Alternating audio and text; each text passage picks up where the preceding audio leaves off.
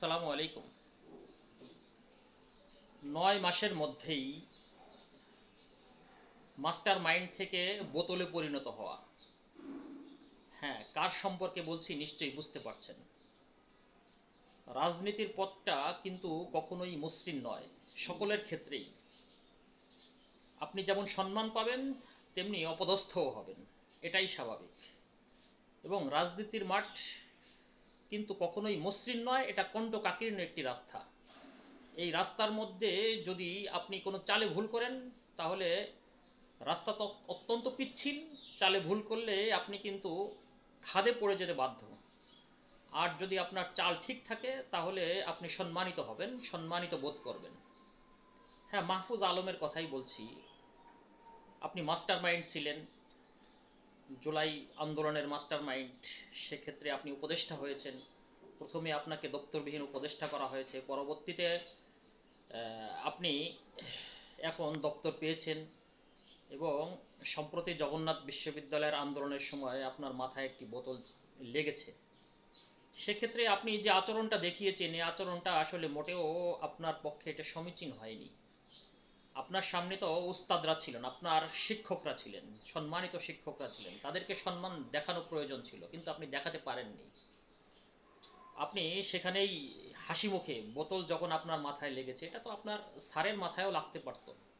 ঘটনাচক্রে হয়তো বা আপনার মাথায় লেগেছে, আপনি হাসি মুখে এটাকে, চিরাচারিত যে হাসি দেন সেই হাসি মুখেই এটাকে মেনে নিতে পারতেন এবং সেখানেই একটা সমাধার পথ খুঁজতে পারতেন। পক্ষান্তরে করেছেন কি, আপনার জগন্নাথ বিশ্ববিদ্যালয়ের যে সমস্ত উপাচার্য ছিলেন বা শিক্ষক ছিলেন, তাদের সাথে আপনি আর কথা বলবেন না বলে চলে গেলেন। এটা কিন্তু মোটেও ভালো একটি কাজ করেননি। হ্যাঁ, তাই আপনি, এবং আপনার বোতল, সামান্য একটু বোতলের আঘাত লেগেছে, আপনি সিটি স্ক্যান পর্যন্ত করেছেন।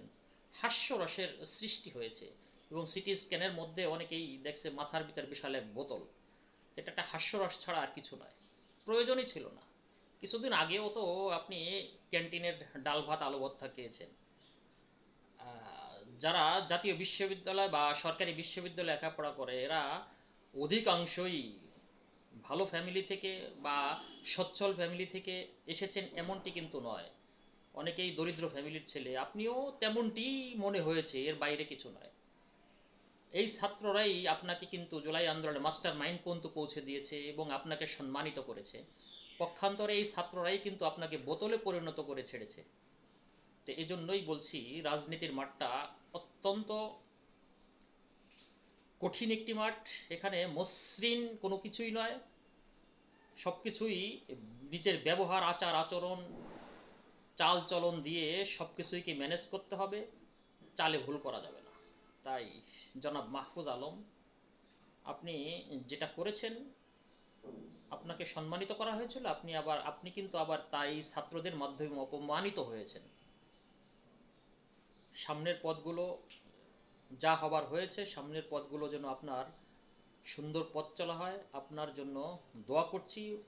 এবং ভালো থাকবেন এবং সকলকে নিয়েই ভালো থাকবেন সেই প্রত্যাশা করছি। আল্লাহ হাফেজ।